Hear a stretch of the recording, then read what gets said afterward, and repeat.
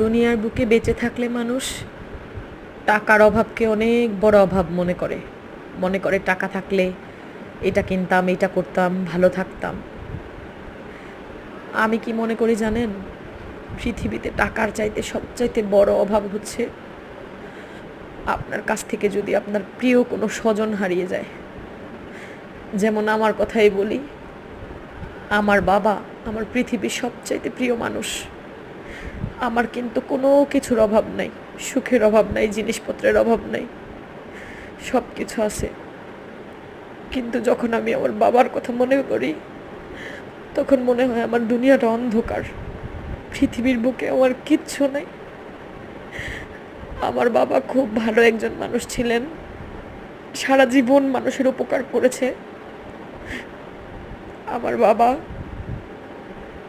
খুব সৎ একজন মানুষ ছিলেন, পরোপকারী একজন মানুষ ছিলেন। আমার দুনিয়াটা একদিকে, আমার বাবার ভালোবাসা একদিকে।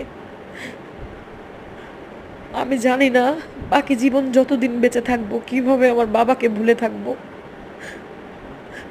ছোট মানুষ যদি এতিম হয় তাদের তো ভালোবাসার কত মানুষ থাকে, আর আমরা বড় এতিম দেখে আমাদের দেখার কোনো মানুষ নাই।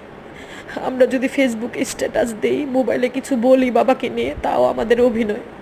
এরকম বাবা কারো মারা যায় না, আমরা অভিনয় করি ভাই বোনেরা।